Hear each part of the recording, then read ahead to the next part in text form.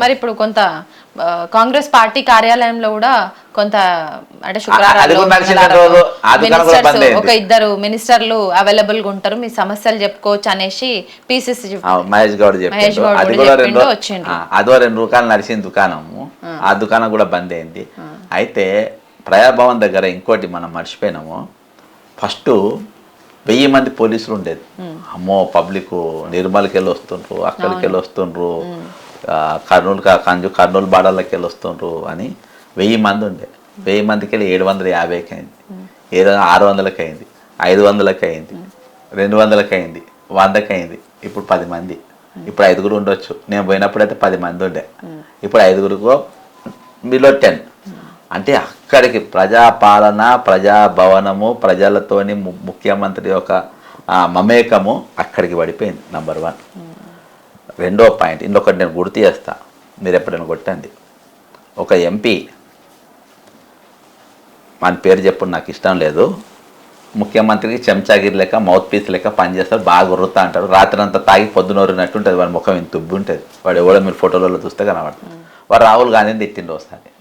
ఏమని తిట్టిందంటే, ఏది వాడు జాతీయ స్థాయిలో వాడు ఈజీగా లీడర్ అయ్యాడు. వారం రోజులు, సంవత్సరం లోపే వాడు జాతీయ స్థాయికి పోయిండు. అసలు ఎట్లా పోతారో అందరికీ తెలుసు. పోయిండు, జాతీయ స్థాయి నాయకుడు ఉండి టైమ్స్ నవ్వుల రాహుల్ గాంధీ అనేటువంటి మానవులతో సంబంధాలు లేవు, హ్యూమన్ టచ్ లేదనే స్టేట్మెంట్ ఇచ్చింది.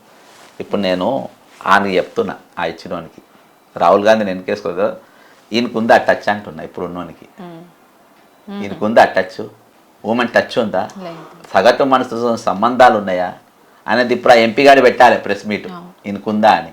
ఎందుకంటే అదే ప్రజాభవనంలో, అదే గోడల మధ్యలో, అదే పైపులను పొద్దున 7:30కు శ్రీకాకుళంకి వెళ్ళి, ఎచ్చర్లకి వెళ్ళి, శ్రీకాకుళం అవతల ఎచ్చర్ల ఉంటుంది, ఎచ్చర్లకి వెళ్ళి ఇటు అనంతపురంకి వెళ్ళి, కుప్పంకి వెళ్ళి ప్రయాణాలు చేసి రాత్రిపూట ఇక్కడ రూములు తీసుకొని ఉండి పొద్దున 7:30కు వచ్చేది.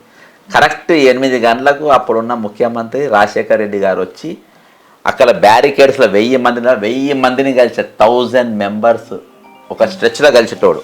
కలిసి ఒక్కొక్కళ్ళ దగ్గర వినతి పత్రాలు తీసుకునేటోళ్ళు. వినతి పత్రం తీసుకున్నాక మళ్ళీ సాయంత్రం వరకు వాళ్ళతో ఒక ఫోటో, మళ్ళీ ఈవినింగ్ వరకు వాళ్ళకి జవాబు. ఇక సీఎం రిలీఫ్ ఫండ్ అయితే, ఆరోగ్యశ్రీ అయితే వెంటనే. అక్కడికి వెళ్ళి అయిపోయినాక మళ్ళీ ఇట్లా రైట్ టర్న్ కాగానే ఇప్పుడు బండ్లాగి ఉంటున్నాయి లాన్.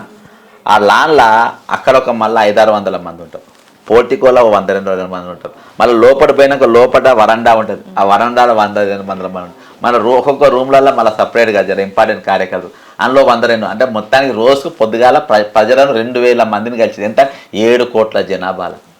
నువ్వు రాజశేఖర రెడ్డి గారితో పోల్చుకుంటావు, నువ్వు ఎంతమందిని కలుస్తావు, నువ్వు ఎంతమంది, నీకు హ్యూమన్ టచ్ ఉందా, నీకు మానవ సంబంధాలు ఉన్నాయా, మామూలు మనుషులు ఎప్పుడైనా కలిసినావా, నీ ఇంటికాడికి ఎంత రానిచ్చినావా? ఎంతమంది నాయకులు నాతో చెప్పిండ్రు.